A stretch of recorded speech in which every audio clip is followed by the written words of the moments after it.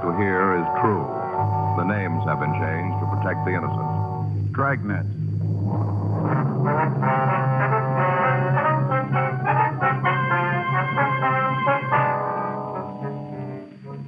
You're a detective sergeant. You're assigned to robbery detail. For the past 10 days, a gunman has been terrorizing the downtown area of your city. You know he's armed and dangerous. Your job? Stop him.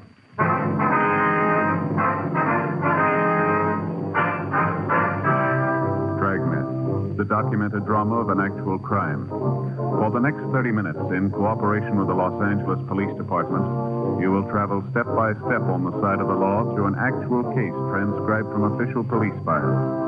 From beginning to end, from crime to punishment, Dragnet is the story of your police force in action.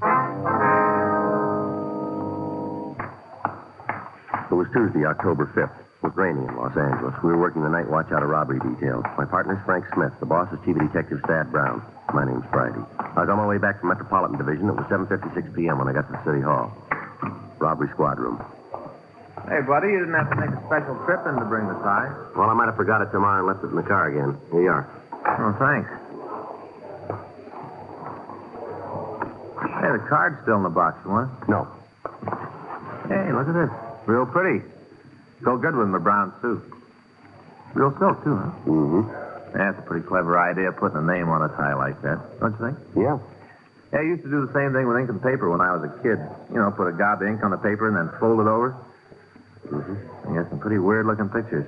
This name business makes a nice, neat tie pattern, don't you think, Joe? Yeah, if you don't mind the switch. On the name, you mean? Yeah. No. Unless you're looking for it, you wouldn't know it said Joe Friday. Here, take a look. See? This is how it's going to be when I'm wearing it. It's kind of hard to see. Yeah, well, as long as you're satisfied, you're the one that's going to wear it. Well, sure. Looks great to me. Of course, if you're going to turn your head sideways and read it, then you can see it says Joe Friday, but I don't think people are going to go to all that trouble. You think so? No, I don't think so. Did you talk Stoner? Yeah, says they'll meet us later. All right, better get going, huh? Yeah. Want to get your coat? It's coming down pretty hard out there. Right. You think it'll keep the suspect inside? I don't know. It isn't going to work for us. Hot shot, I got it.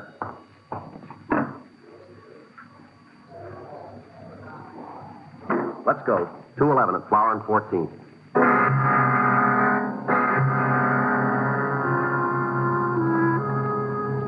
Frank and I left the office and drove out to the address. It was a small neighborhood liquor store. In spite of the heavy rain, a large crowd had already gathered in front of the place. We parked our car and tried to get into the store. Let us through here, folks, please. Now, stop pushing. There's no reason to give you a special pass. Police officer, let us through. Oh, I'm sorry. I didn't know. It's all right. Let us through here. I've been around, seen a lot of tough guys, but there was something wrong with this fellow. Back there, Joe. Now. You call the ambulance yet? Can't we do something for poor Claude? Don't just let him lay there. You from downtown? That's right. Friday and Smith Central Robbery. Did you answer the call? Me and my partner. That him outside? That's right. You get a description? It's out. Okay. Ain't anybody going to ask me what happened? Yes, sir. Just a minute, please. Seems all you fellas are interested in is what the guy looked like.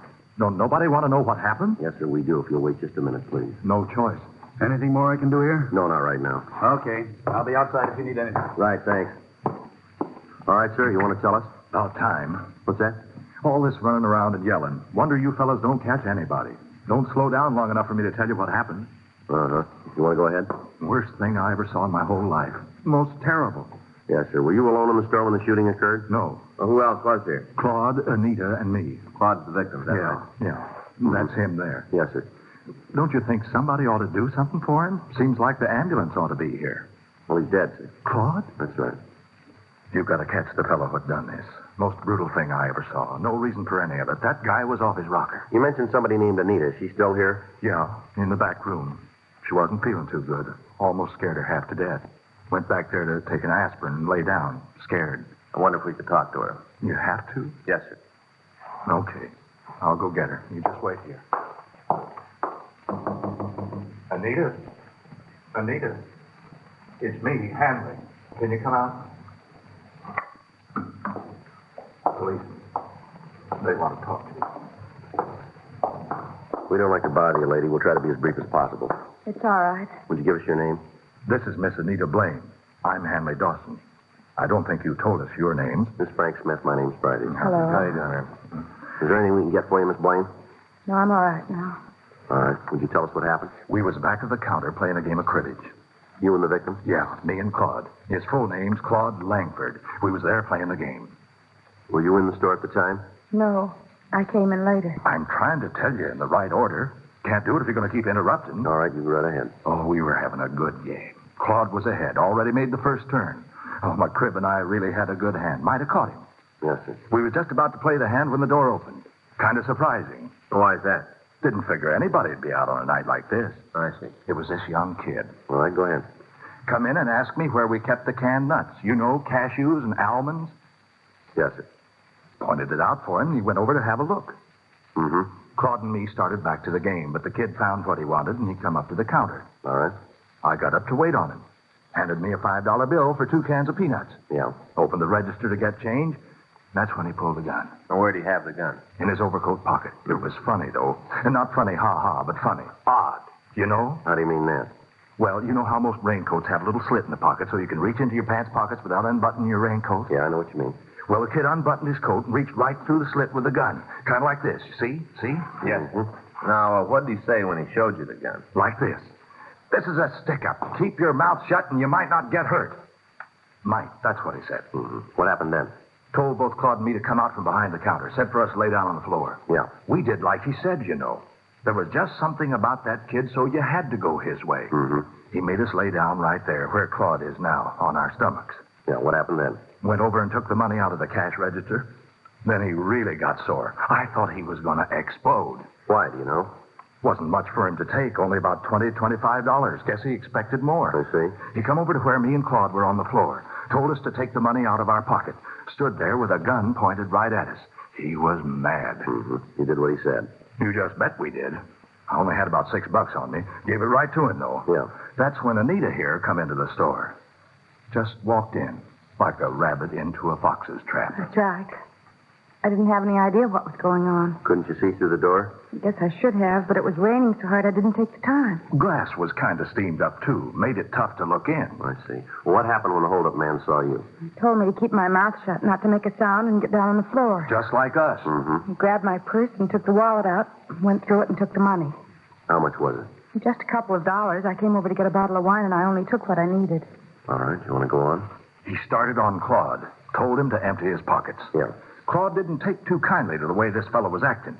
If he'd just come in and taken the money, it might have been different. But Claude don't like to be shoved around. Yeah. He did like the kid told him, though. Emptied his pockets right out. I see, sir. Well, you'd just figure the man was real sore when he saw how much money he was going to get. Yeah. You see, Claude don't work. He's got some kind of pension. All alone in the world, he usually don't have much money. Main reason he comes over to play cards. He ain't got nothing else to do. And it's free. Mm-hmm. How much do you have on him tonight? 37 cents. Kid saw that. I thought sure he's going to kill us all. He sure acted like it. Then he figured maybe Claude was holding out on him. Told him to turn his pockets inside out. He did like he was told. Yeah. When he did, something fell out of his pocket. A coin hit the floor and rolled around, disappeared under the counter over The there. man with the gun saw it and got real mad. Said Claude tried to get away with something. Said for him to go pick up the coin. Claude told him if he wanted it that bad, he could get it himself. Yeah. Fellow just looked at Claude for a minute, and then put the gun right against his head. Right here, see? Didn't say a word. Just pulled the trigger. He was crazy. No reason for it. Claude must have been dead when he hit the floor. Just brutal. What did you do then? Ran outside. Did you try and follow him? No, sir. Me and Anita were trying to see if there was anything we could do for Claude. Did the man get into a car, do you know? I didn't see. Might have, but I didn't see it. Did you hear a car? No. Uh-huh. Have you ever seen the man around here before? Not that I remember. A lot of people go by the door. Hard to pick one, make it stand out. You'd know him again if you saw him, though, would you?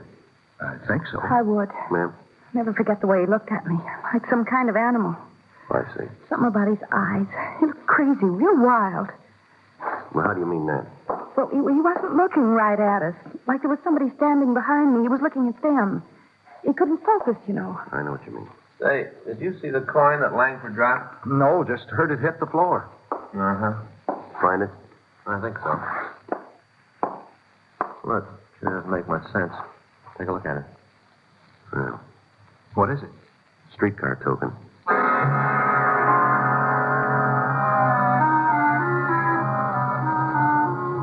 The men from the crime lab arrived and photographed the store. Diagrams were made showing the position of the body, and the premises were checked thoroughly. The victims were taken to the city hall to check the mug book. They were unable to make an identification. A canvass was started to the immediate area in the hope that we might be able to turn up a witness to the shooting. One of the uniformed officers talked to a newsboy who had seen a man run from the liquor store. Frank and I went down to talk to him. Yeah, I saw him. I heard this noise like a backfire, and then this fella come out of the store and started to run down the street. You get a good look at him? No, he went down that way, away from me. You see if he got into a car? No, he ran around the corner. I didn't think a lot about it till after the whole thing was over. Could you describe him for us? No, I just got to look at his back. Nothing about that'd stand out. Uh-huh. Might talk to that girl, though. What girl? Well, when the fellow ran out of the store, he almost knocked her down, ran right by her. You know who she is? Not right out. Sure feel like I do. How do you mean? I see her every week. Where's that? Home every Saturday night. What's that? She's on television.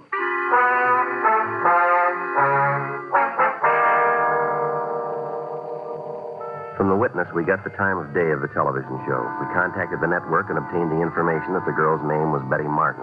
They went on to tell us that she was working in a nightclub in Beverly Hills. Frank and I drove out to see her. She was sitting at a table talking to some people, and we asked the waiter to tell her we'd like to see her. Hello, you want to see me? Yes, ma'am. Would you sit down, please? Thank you. Here, I'll get that chair for you. What can I do for you? We're police officers, Miss Martin. This is Frank Smith. My name's Friday. How do you do? Hello. We understand that you're in the area of 14th and Flower tonight. Is that right? That's right. Why? Well, there was a hold-up and shooting down there. It's possible that you might have seen the man who did it. Well, I don't think so. My manager and I went down there to listen to a group that's playing, but as far as I know, I didn't see anybody else. Oh, excuse me. I'll be right back. If you wait until I'm finished, I'll tell you what I can. Well, it's rather important, Miss Martin. We'll wait. Well, so's my job. I'll do one song, and then I'll be back. Right. Thank you. Excuse me.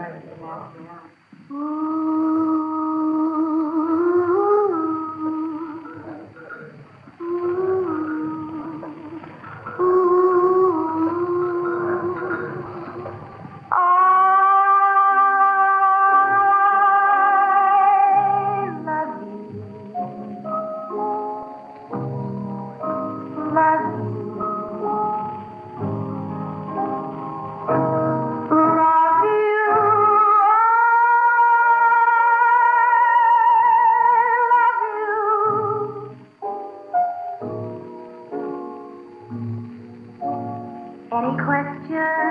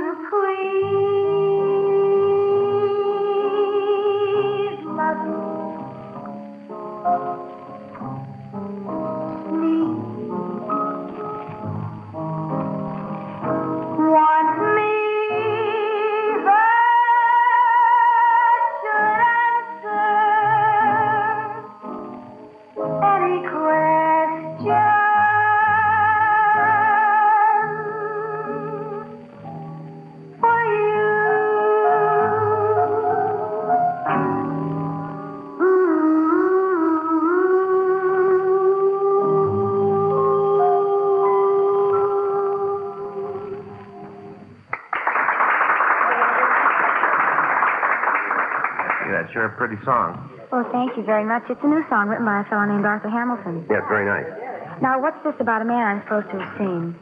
Well, we told you there was a shooting at 14th and Flower. Uh-huh. Well, one of the people in the neighborhood recognized you, and he tells us that the suspect ran right by you. Is that right? Gee, I don't remember. Just a minute. Oh, now I remember. Yeah, he ran out of the store, almost knocked me down, didn't even stop to say anything. Did you get a good look at him?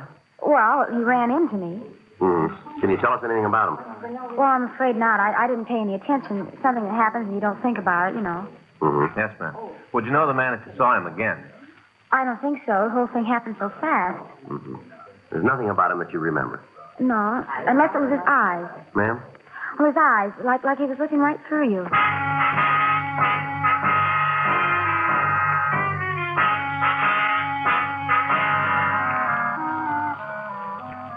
11:46 p.m. Frank and I went back downtown. The search for the killer had spread throughout the city. Additional units from all divisions were called in to help.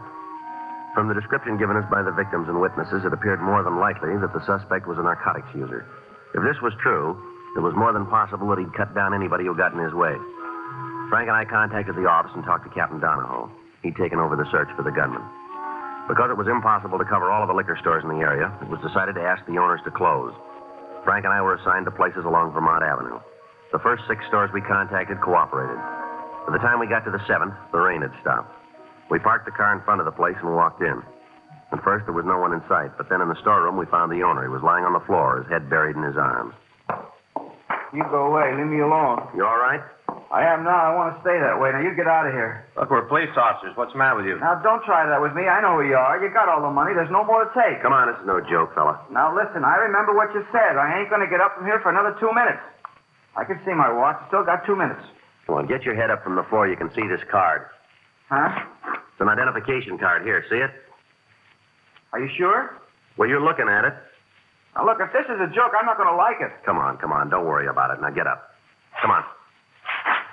Well, it's about time you got here. It's a terrible thing when a man's robbing his own store and nobody's going to take the time to protect him. You were held up tonight? Yes, sir, not more than 3 minutes ago. Guy left. He told me to stay where I was for 5 minutes. What did he look like? Huh? The man who held you up, can you describe him for us? Yeah, young kid, just out of his teens, roaming around the streets, threatening citizens. You cops ought to do something about it. What did he look like? Well, he was dark, black hair, black eyes, wildest looking eyes you ever saw. One look at him, and you knew he meant what he said. Stay put, and I did. I'll call him. All right.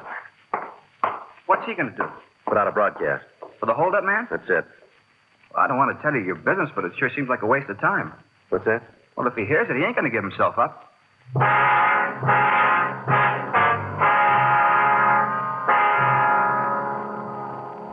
The broadcast was put out to all units. From the description given by the victim, we were sure it was the suspect. All of the cars on the perimeter of the search area were drawn in, and the entire vicinity was surrounded. It took a little over 20 minutes to get the cars into position. Frank talked with Captain Donahoe at the corner of Vermont Avenue and Beverly Boulevard. After the meeting, he came back to the car. Well, that does it. Yeah? Area's secure. Were they trying to nail him down? No. We figured to keep the area surrounded, wait till morning, and then move in. You think he's still here? We'll know in 3 hours.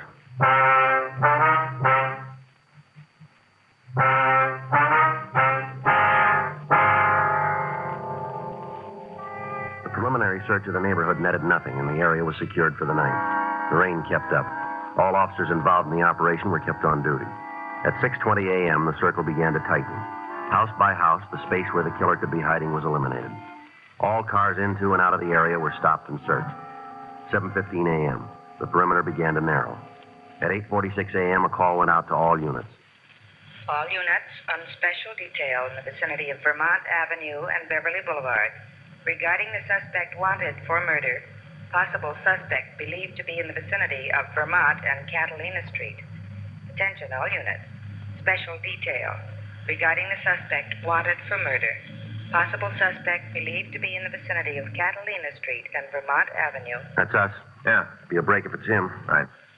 All units on special detail in the vicinity of Vermont Avenue and Beverly Boulevard regarding the suspect wanted for murder. Possible suspect believed to be in the vicinity of Vermont and Catalina Street. Attention, all units. Special detail regarding the suspect wanted for murder. Possible suspect believed to be in the vicinity of Catalina Sure Street doesn't make and sense. Vermont Avenue. Why do you kill a man for a streetcar token?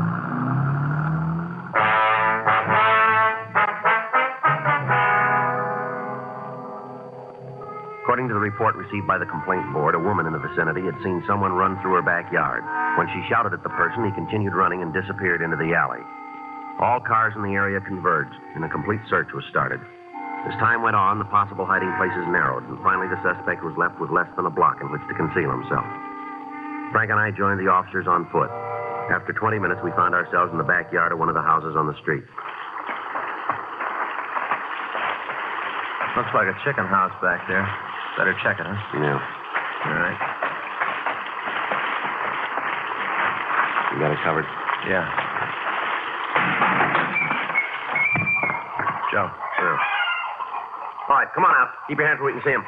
Don't shoot, now. Please don't shoot. I give up. Stand still. Right where you are.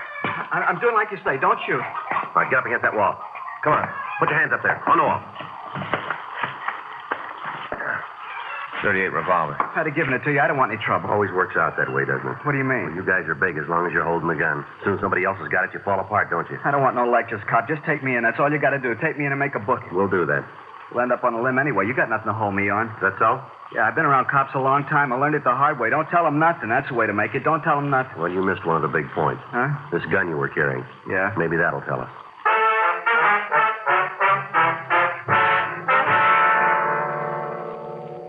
The suspect was taken to the city hall. He was mugged and fingerprinted. From his prints, we identified him as Max Hanford. He had a record listing several arrests for violation of the State Narcotic Act and 2 counts robbery. However, he'd never served time on any of the charges. We talked to him for an hour without result. 10:40 a.m. Why don't you leave me alone? I got nothing for you guys. Well, you keep believing that. We got people coming in who are going to lay it on you. For what? 211 and murder. You're out of your mind. We got you made on all counts, any way you slice it. You're on the needle, cop. Is that so? Yeah, you got one beef on me. Most you can tag me for is stealing chickens. You sit down and try to think what a judge is going to say when you read that off in court. All right, Hanford, you keep that smile on your face. You go right on believing that we can't press a charge that'll stick. Now, we got a half a dozen people on the way in here. They'll point you out in a crowd. And as soon as they do, we'll drop you in a cell and hold you ISO. Won't be long until that yen gets so big you'll be yelling for us to turn you loose. You got it all figured, haven't you? That's right down the line. You're a hype. You're hooked, and you're hooked bad. Everything's working for us. You go through the cure, and you'll tell us what we want to know, and you'll be glad you got the chance to talk. We don't need your help. We're home free without you. You keep up the way you're acting, see how far it gets you. You really figure you can box me in? Without a door. When'd you call the people? What's that? To point me out. A little while ago. Well, can you get them before they leave home? Why? No reason for them to make a trip. I'll give it to you. You want a stenographer? Might as well. I got nothing to lose. I'll give you the story. I'll get it. Go ahead. Lousy deal. Is that right? Yeah, I didn't want to kill that fella, you know. Well, why'd you do it? I was high. I just had a pop. I felt like I owned the world. Maybe pretty sure to think the guy was holding out on me. I guess you think that's a pretty bad reason. That's right. People don't understand. You get a bad habit working on you, you'd do anything to feed it. Is that right? Sure, you let me talk to anybody. Let me tell them what it means to have a supply shut off. I'll tell them what it's like. I don't care who it is. You put me in front of a jury, I'll tell them. Yeah, well, you'll get the chance. I'll tell them it wasn't my fault I got hooked on this stuff. That's why I did it. I'll tell them. Well, while you're at it, you can tell them something else. What? Why you started taking narcotics.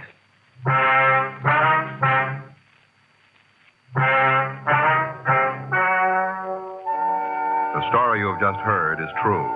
The names were changed to protect the innocent. On February 16th, trial was held in Department 97, Superior Court of the State of California, in and for the County of Los Angeles.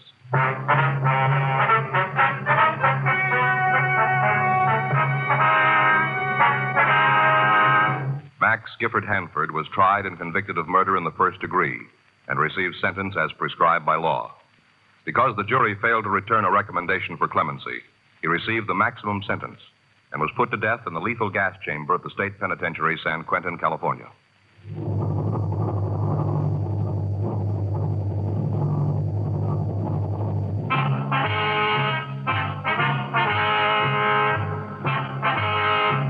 You have just heard Dragnet, the authentic story of your police force in action, and starring Jack Webb, a presentation of the United States Armed Forces Radio Service.